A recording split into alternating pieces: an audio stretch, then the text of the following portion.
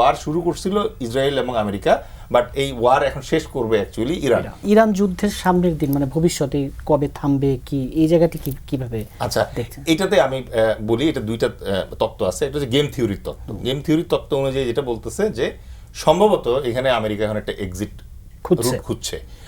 এই এক্সিট রুটটা যেটা হবে, এটার অপশন তার হাতে তিনটা আছে। একটা হচ্ছে টোটাল সারেন্ডার করে দিয়ে বাবা মানে ইজ্জত বাঁচানোর জন্য, যে না এই মুহূর্তে ওই ইরানের কোনো এয়ার ডিফেন্স অবশিষ্ট নাই, এই মুহূর্তে ইরানের কোনো ক্যাপাসিটি নাই, আমি আব্রাহাম লিঙ্কন নিয়ে ব্যাক করলাম, এই যুদ্ধ আমার দরকার নাই। Option number 1। এখানে point would be noted, already কিন্তু রিফিউজি ক্রাইসিস শুরু হয়ে গেছে ইরানে। এটা আমরা অনেক সময় এই যে ইমানি তাকতের কারণে অনেক সময় এই জিনিসগুলো মানে ওভারলুক করি। বাস্তবতা হচ্ছে ইরান কিন্তু শ্যাটার্ড অবস্থায় চলে গেছে। আজারবাইজান থেকে অলরেডি রিলিফের ট্রাক ঢুকতেছে ইরানে। সো এইটা হচ্ছে ইরানের বাস্তবতা। 2 নম্বরের মানে ইউএসের অপশন যেটা আছে সেটা হচ্ছে যে ওকে মানে ল্যান্ড ফোর্স ওখানে ঢুকায়া পুরা ইরান ক্যাপচার করা। Not a very realistic option considering Vietnam, Iraq এবং আফগানিস্তান কেসেস। মিনিমাম 8 থেকে 12 লাখ সৈন্য লাগবে এই জায়গায়। এটা এখন সে ন্যাটো থেকে আনবে না নিজের দেশে কনস্ক্রিপশন চালু করে আনবে, এটা তার ব্যাপার, which is a very unlikely option. Third option হচ্ছে নিউকে যাওয়া।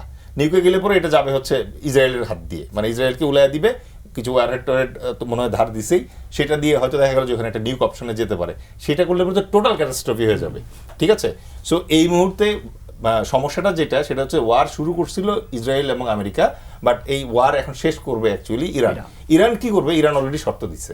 নাম্বার 1 3টে শর্ত, যে মিডল ইস্ট থেকে আমেরিকান থেকে সরায় দাও। নাম্বার 2 হচ্ছে যে তাকে আর কোনো স্যাংশন দেওয়া যাবে না। নাম্বার 3 হচ্ছে তার নিউক্লিয়ার ক্যাপাসিটি বিল্ড আপে এটাতে বাধা দেওয়া যাবে না। এটা তার রাইট আছে ওই জায়গায়। আমার কাছে মনে হচ্ছে যে আগামী 3 থেকে 6 সপ্তাহের ভিতরে এর ভিতরে কিছু একটা হবে।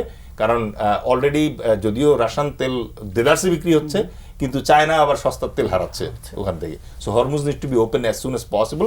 এবং এটার জন্য এখন দেখবেন মোরল্লা সবাই আসবে। নিজেদের স্বার্থ যখন আসে তখন তারা সবাই এক হয়ে দেরি হয় না।